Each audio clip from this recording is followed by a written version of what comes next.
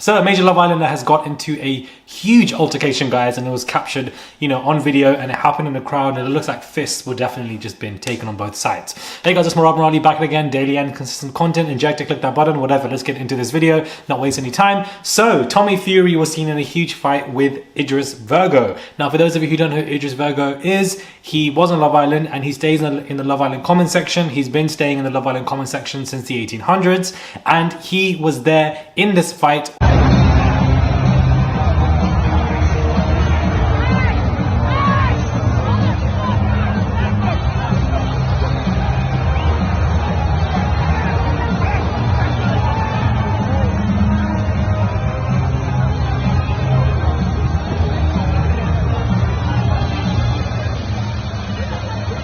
With Tommy Fury, where both of them were, blowing fists. People are assuming that it's a stage fight for the new fight to take place, but honestly, I don't think Tommy Fury gains anything from fighting Idris. You have to understand that this whole fighting situation that everybody's doing on in the boxing rings, that both parties have to gain something from it. Idris would gain a lot more, Tommy wouldn't gain much considering that he just beat Jake Paul, so the only worthy opponent for him currently is KSI. Yeah. And guess what? Yeah. I always prove them wrong. You didn't beat a pro boxer tonight, I'm the pro boxer. Let's get that straight. I've already ticked off one name in Jake Paul. Okay. He's done, he's finished, and you will be ticked off. Like it or not, you will be ticked off. And Misfits is going to be over. No chance. Over. No chance. The same.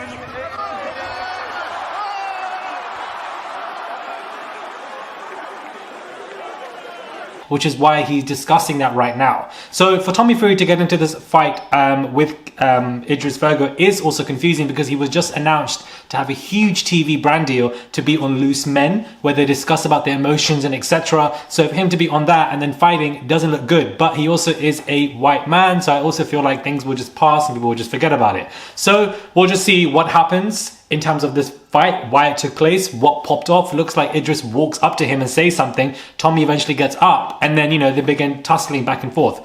Paige and Tennessee, they had their fight as well. I think it was great that they fought, and, it's very interesting because people are engaged in it. And Paige won, but a lot of people thought that Tennessee deserved to win that fight. KSI is currently fighting Fournier, if that is his name, and that is happening right now as well. It's interesting that they chose the same night as the Eurovision, because I didn't think that I thought that might be a clash or an issue. Two different crowds, but you never know. But it clearly didn't, and it was a successful night. So yeah, I don't know why Tommy Fury has got into this fight. I don't know what's happened.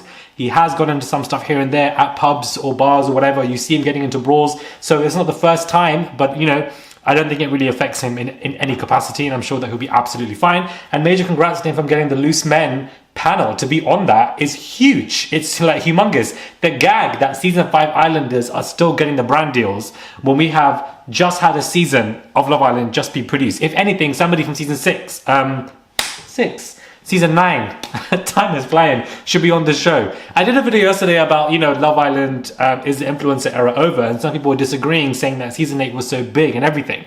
But I think the idea and the point of using season 8 to prove that the influencer era is over, to me, is void.